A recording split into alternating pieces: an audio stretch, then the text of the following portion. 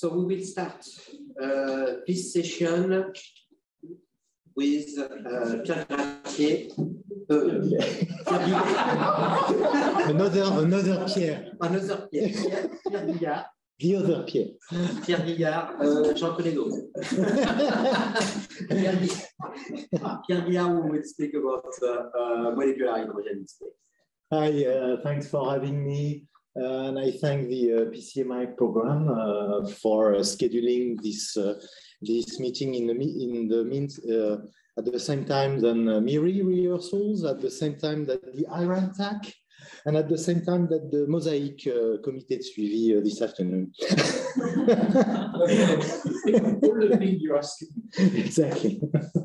So I'm going to try to give you not an overview, but a consciously biased view on molecular hydrogen spectroscopy in space, with mostly three main axes of research from a galactic perspective, with James Webb, LUVOIR, which is a French verb to mean what you're dreaming about, but unlikely to guess. Je lui vois un télescope géant, and future called infrared telescope like OST.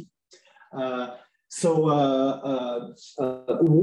H2? I'm going to try to give you a little bit of background about its key roles shaping the universe, from the shaping of interstellar matter, so then related to the formation of stars, of course, to the formation of galaxies. So on a galactic scale, I'm going to focus on the role of H2 structuring the interstellar medium and the excitation processes, especially turbulent dissipation.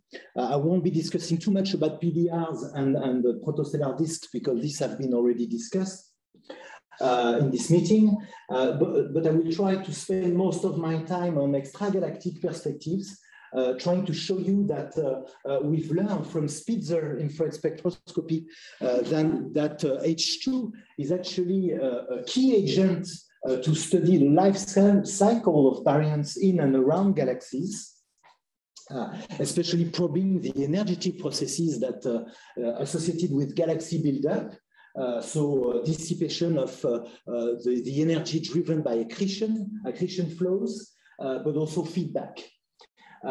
And some long-term perspectives with LUVOIR or OST. If you're asking me, my dream telescopes are actually a combination of the two, because with LUVOIR, you could potentially probe H2 in absorption in the Lyman-Werner bands at very high redshifts, up to redshift of 3, probing gas in the CGM, in the circumgalactic matter, but also potentially cold accretion flows. I'm going to discuss this a little bit, but also very exciting, searching for direct cooling, direct H2 cooling at very high redshift, witnessing the first steps of galaxy buildup. And this is actually accessible with an OST-like telescope. A small molecule with a huge role in the universe. I won't spend much time on this, but of course H2 is directly the direct fuel for H2 for star formation through this infrared H2 correlation. H2 emission is known to rise mostly from UV excited regions. It's also the main tracer of the warm molecular gas. It's actually one of the main coolants to dissipate energy, being UV, being photoionization or kinetic energy. And I'm going to focus on that a little bit in this talk. Of course, H2, as I will discuss later on, influences the formation of the cosmological structures, but there are a lot of uncertainties in the current models, in the first attempts of cosmological simulations trying to include H2 chemistry and H2 formation. Again, H2 controls at the planet formation level the thermodynamics of the disk, and I refer to Emily's and others' talks. And H2, the seed for interstellar and molecular complexity. So a small molecule, but with obviously a big role. Why H2? Because it's a very complementary tracer of the molecular gas, complementary to CO, which traces the first levels are very low energy, the rotational levels of CO, whereas H2, with its only quadruple only transition, traces much hotter gas from a few hundred K to a few thousand K. So warm H2 is a tracer of the energetics, dissipation of energy in the molecular gas, and this is a fairly unique and complementary tracer to CO. It's a thermometer, just to remind you that the main lines are the pure rotational levels, 00S, I listed a few here with the critical densities as a function of temperature, to give you a sense on the physical conditions probing by those lines. I've listed a few of the main lines that will be observed, that have been observed by Herschel, ISO before, and James Webb, and future telescopes, as I will be discussing. And here I'm stressing here the fact that it's the major coolant actually when you bridge warm to cold molecular phases of the ISN. It's a diagram showing the main rotational transitions of H2. So rotational levels in the mid-infrared. And when you cool warm ionized gas to the cold molecular gas, you go through those H2 transitions. You don't have any choice, basically. And conversely, the other way around, when you inject kinetic or photoionization energies in the molecular gas, you go from the cold to warm phase. Again, you radiate through those lines. So any significant release of energy in the cold phase will end up necessarily in H2 transitions. And hence these correlations between the total luminosities of the infrared H2 lines as a function of the polycyclic aromatic hydrocarbons in galaxies. So you see this correlation associated with the star-forming activities and the dust emission, and successful PDR models to actually explain the excitation, the UV excitation of H2, showing that the H2 emission arises mostly from the UV additive pumping in PDRs. Also, H2 is arising from the dissipation of kinetic energy, like shocks.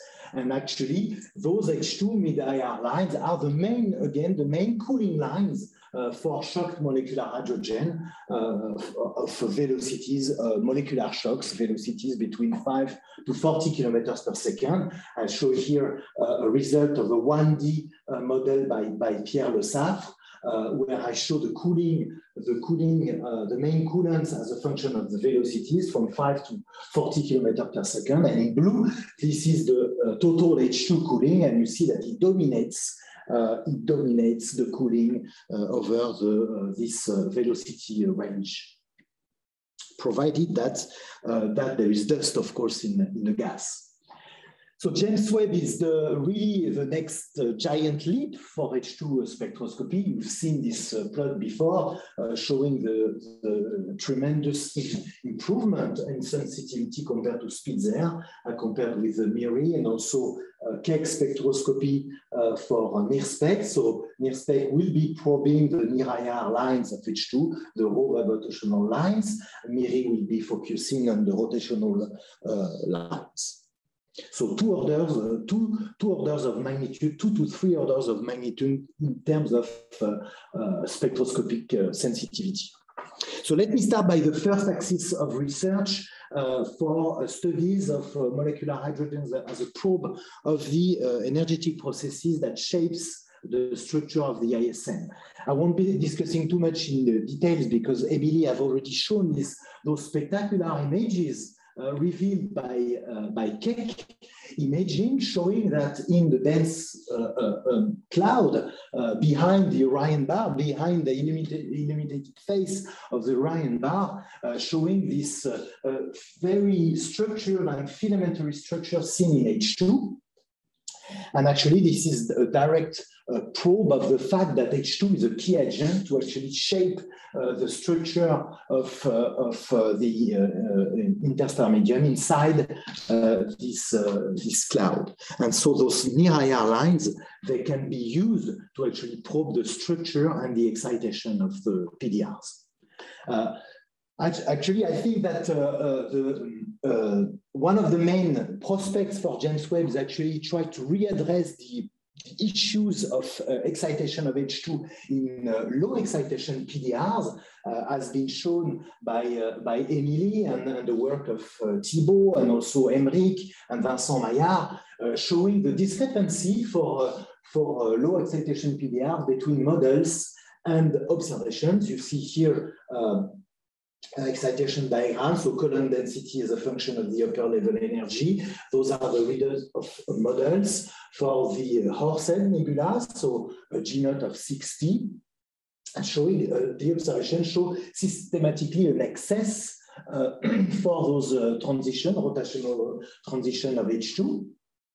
And here, as a function of G0 for different objects at the peak position of the PDR, so the main limitations with the Spitzer and ISO was the fact that you could not resolve the interface at the H1, H2 transition between the atomic and the molecular phase. But again, this shows this excess of H2 emission. And there have been a bunch of work and hypotheses to actually try to explain that. And I think James Webb will allow to actually resolve those interfaces and readdress readdress the fact that you can actually follow the excitation at the formation at the H1, H2 transitions. This is an example of, Olivier Bernet has shown an example of the ERS James Webb program. This is what will be done with the Guaranteed Time program led by Alain on PDRs on the Horsehead Nebula, and this is a near-IR map obtained at Keck, showing that this transition occurs on scales of 1 arcsecond, so it's completely unresolved in rotational lines with Spitzer, and with MIRI imaging in green and with strips of the IFU of MIRI, you can actually resolve those transitions that takes place at very small scales. So this will be readdressing the excitation of H2 in PDR. I don't have much time to discuss that. The second point I would like to address is the fact that with James Webb, for the first time in H2, we will be able to probe key physical scales linked with ambipolar diffusion.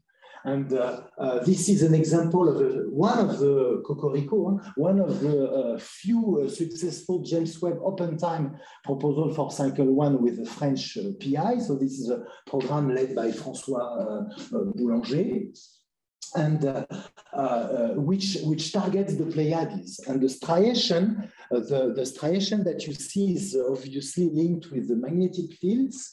On this image, traced by essentially by dust emissions. You see here the HST striations seen in extinction around the Merope stars in the Pleiades, and we will be targeting with James Webb small areas that have been observed already with HST.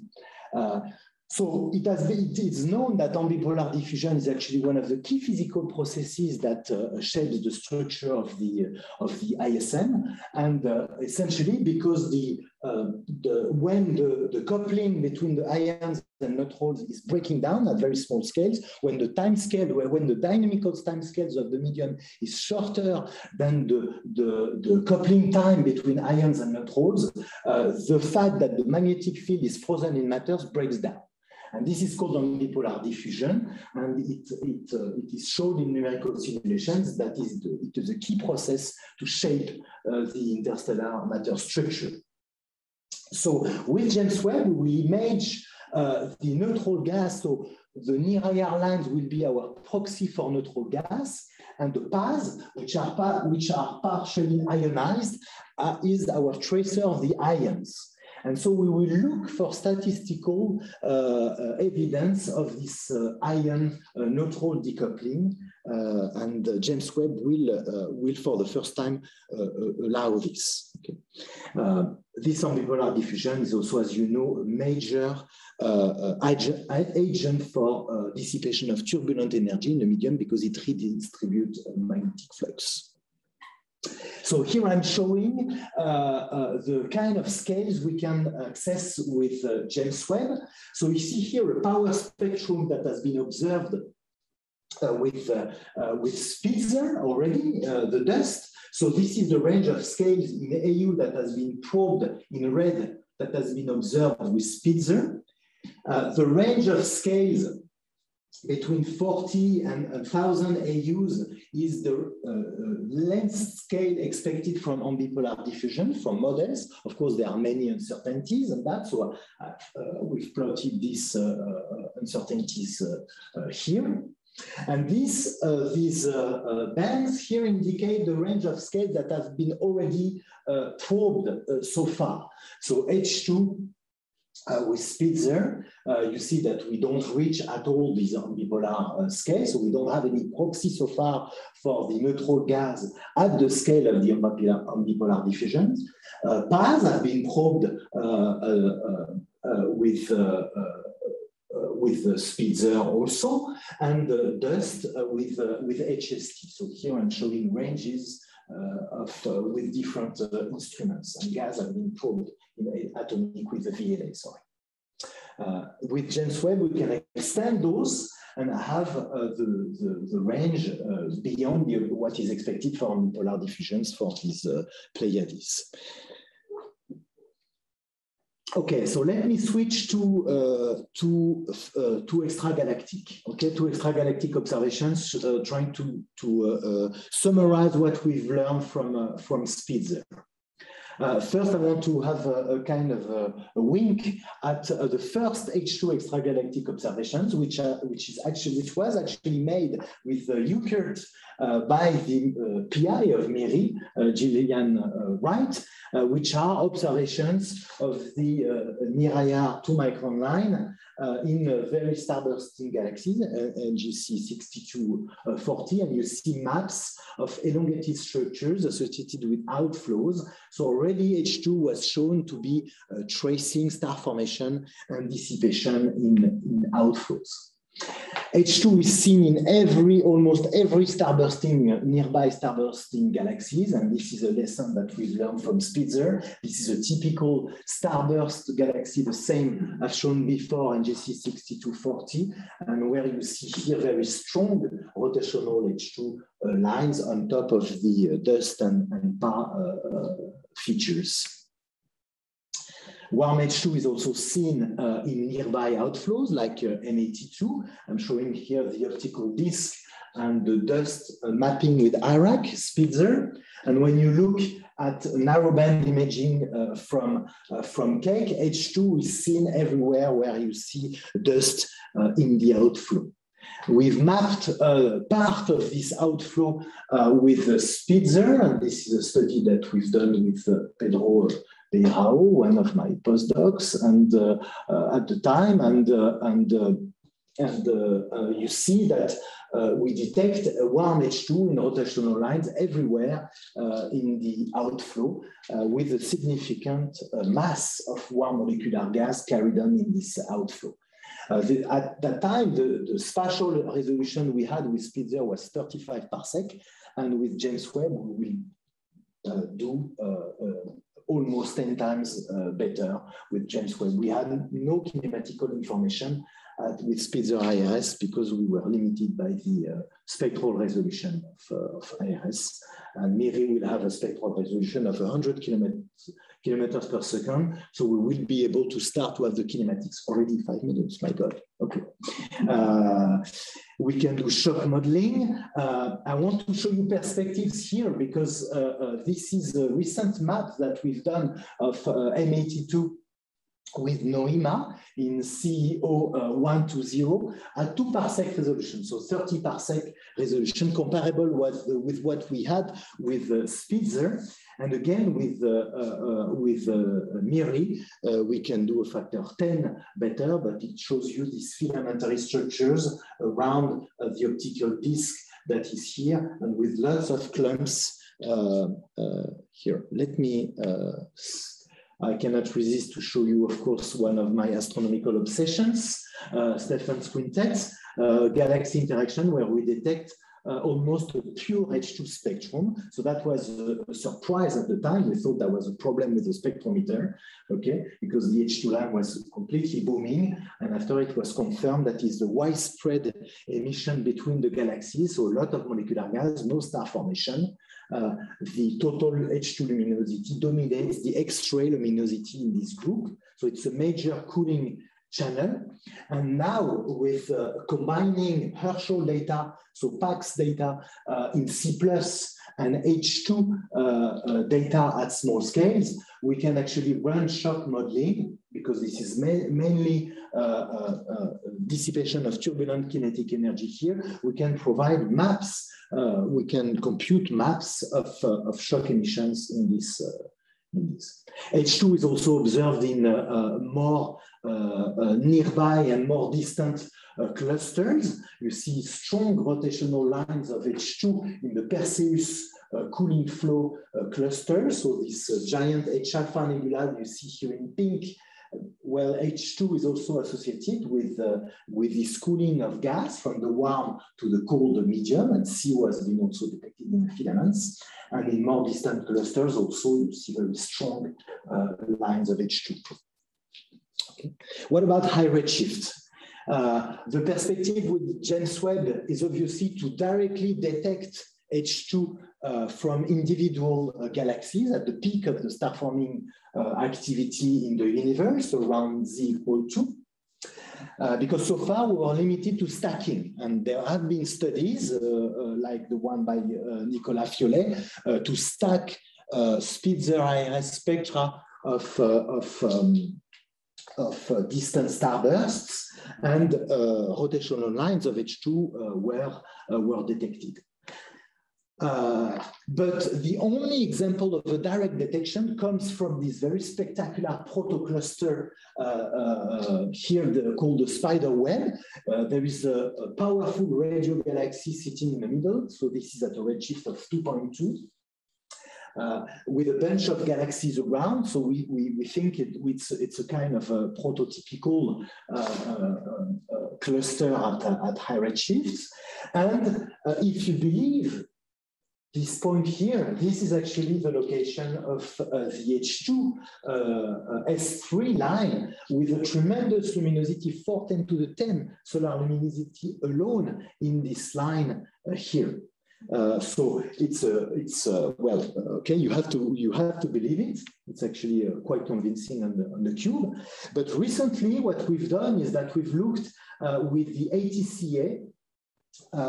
We've done a low surface brightness experiment, and we've detected CO around this galaxy, which has a Lyman alpha nebula around, so gas cooling, again, from warm ionized medium to cold. And for the first time, we detect this giant halo of CO around, spreading around 70 kiloparsec approximately around this spider web.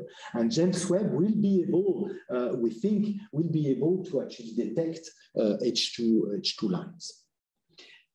H2 lines with James Webb will be limited, though. You see, as a function of redshift, the main, let's say the brightest lines, the S1 and S3 lines of the rotational transitions will be limited around a redshift of 1.7, let's say. Above that, that will be very, very challenging to observe with James Webb. So let me spend the minute I have left on very high redshift perspective. To detect actually cold molecular gas through H2 emission associated with the accretion flows around galaxies. Okay? It is known that galaxies acquire that mass not isotropically, but through filaments. So this is from cosmological simulations. But so far, the observational evidence for that is very tiny. We have MUSE data that may reveal Lyman alpha emissions associated with those streams, but no detection so far of cooled gas. And of course, this balance between the accretion and the feedback from star formation and GN, this is what shapes galaxies today. And the H2 is maybe one of the next avenues to actually study where energy is dissipated within the cold molecular gas. Let me skip that. This is done right now through quasar H2 absorption spectroscopy.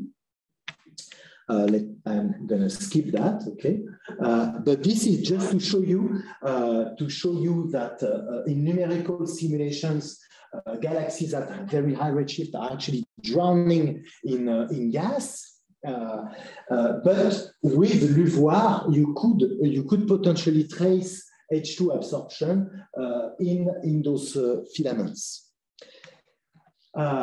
I cannot resist to show you this result that we've submitted to Science, which may be the first detection of actually a cooled accretion stream at Z=4. So those are ALMA observations of C1 around a giant radio galaxy that is sitting here. And we detect this stream of cooled gas traced by C1 from very high negative velocities to velocities that are matching the velocity of the radio galaxy here. So this is a very nice, very cool result, I think, that opens the avenue to actually study cold gas in filaments. And the mass of the stream probing by those C1 observations is 10 to the 10 solar mass for a mass of the galaxy that is 10 to the 11. And the accretion flow, the mass of the mass inflow rate that we derive from those observations is actually enough to power the star formation rate of this galaxy. I stop here. Okay.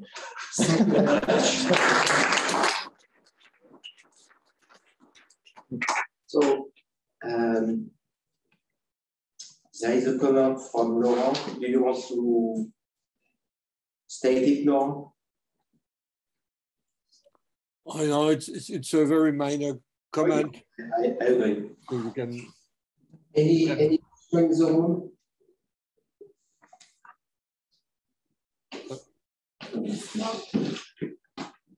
I'm curious about this C1 halo that you see.